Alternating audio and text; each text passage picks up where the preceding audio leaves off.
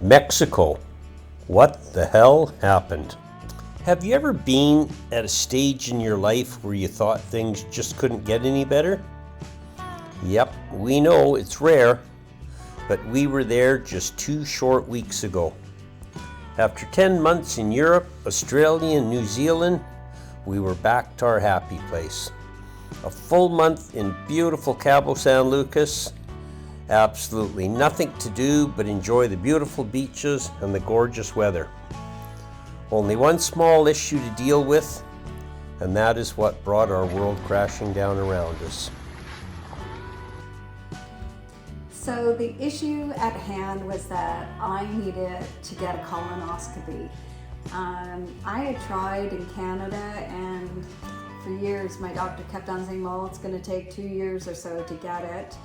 And while we were in Mexico, I inquired and I was able to get a colonoscopy. I called on a Wednesday and they said we could take you on Friday.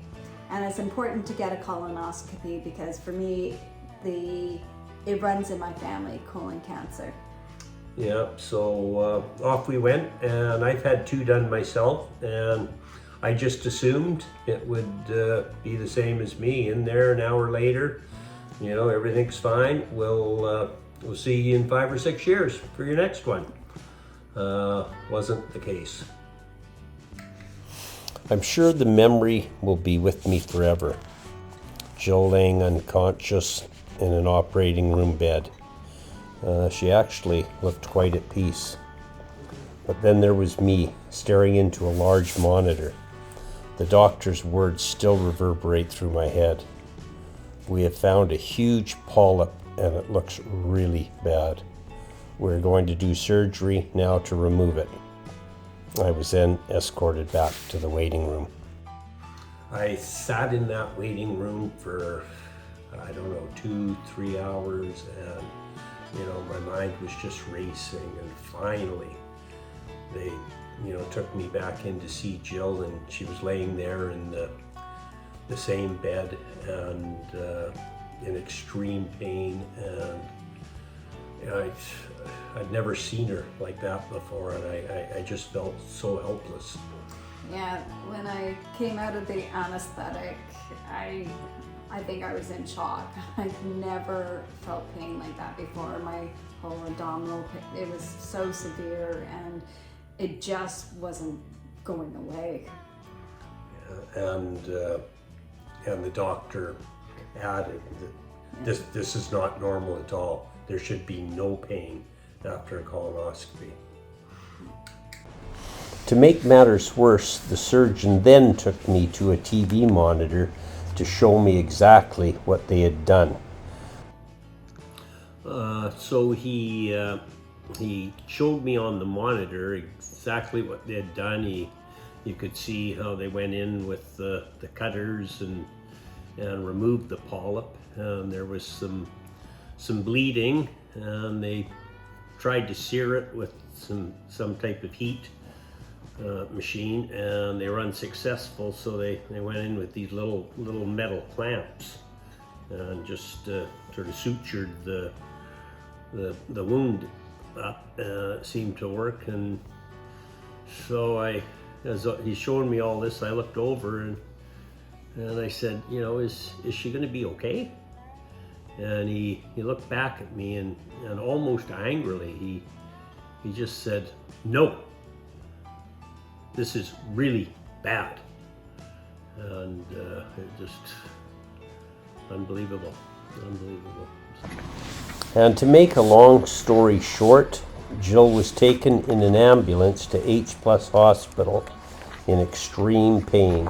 After a CT scan and 24 hours of monitoring, she was released and feeling much better. Hey, Jill. I thought you came to Mexico to stay in beautiful resorts. Is that the best bed you can do? Yeah. Gracias. Okay. Here's the interesting part. We're in admissions. That's where it's time to pay the bill. Yeah.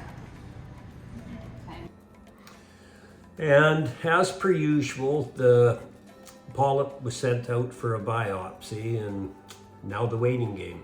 Yeah. And so we were staying at this beautiful resort, and both of us were just like trying to put this brave face on for each other to keep each other strong during this. I think, our whole worlds just came crashing into a stop. Yeah, I remember just thinking, life is finally, everything's going the way we want. What now? Yeah. What now? And there wasn't a lot of sleep to be had, that's for sure. And worst week of my life. So, 5 days later, I got a little beep on my phone on WhatsApp. That's the way we'd been corresponding with the surgeon, and it said results. And I think we were both just holding our breath. oh, well, you know what? My heart stopped, and I said to Jill, well, actually, the word I went, uh-oh, and she goes, what?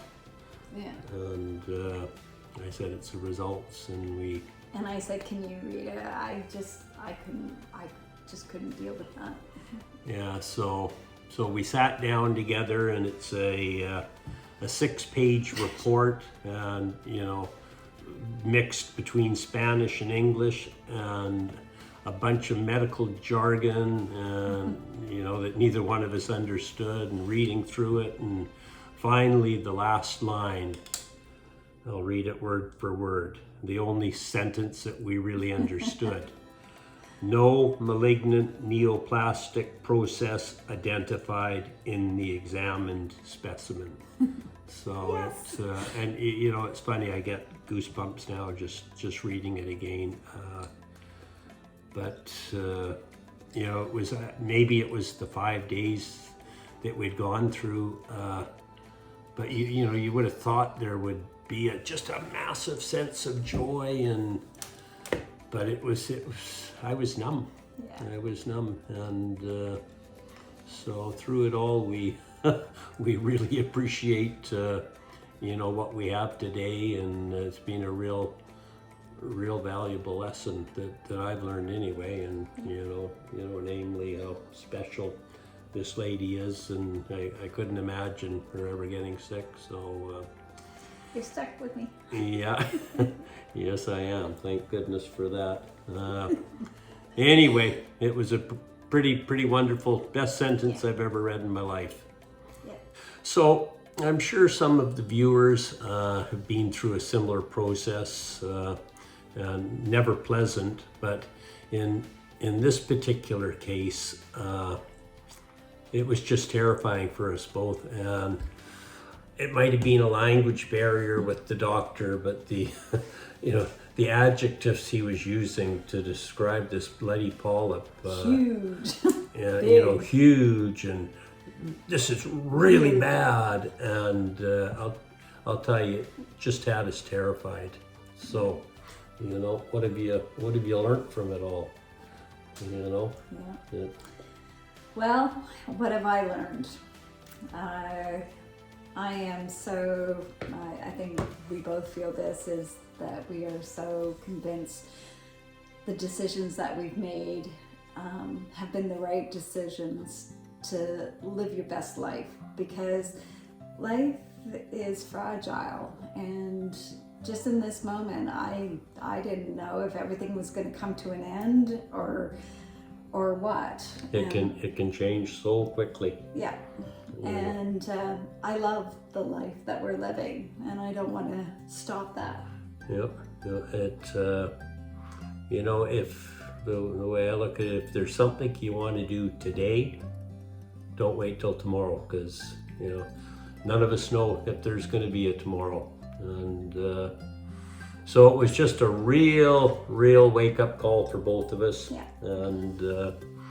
And hopefully maybe it'll spur you on to getting up off the couch and saying, hey honey, let's do it. And because it's been a real good life lesson for us. So So the only real bright side to all of this was the medical care that I received at H+ Hospital in Mexico. Oh my God, it was amazing. Amazing care, and the facilities was outstanding. I had an ocean view room.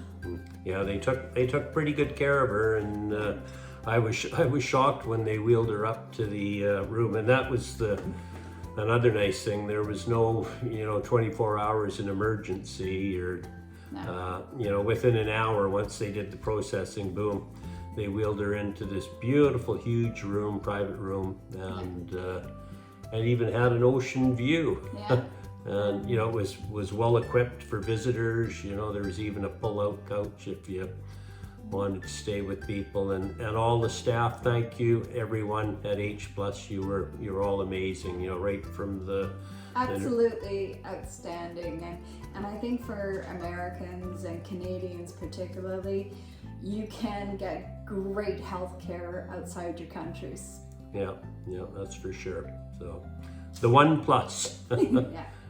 So, just a quick reminder to everyone, we did a video on our international medical insurance and Cigna, and they've been excellent, but this is the first time that we've ever made a claim, and they're all good until such time you need them, but we're optimistic that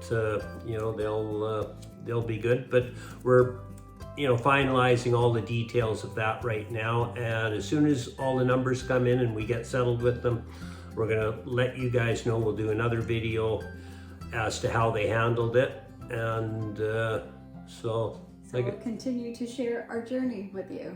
And at this point, please don't forget to subscribe, like, and share. And you can follow us on Instagram, Facebook, LinkedIn, and X. Yep, they're stuck with us for a while yet, eh, honey? Yeah. Yeah. Okay, we'll see you all later. This is goodbye from Vancouver. Yeah, you can tell we're back in Canada. We got our sweaters on. Okay, bye-bye. Bye.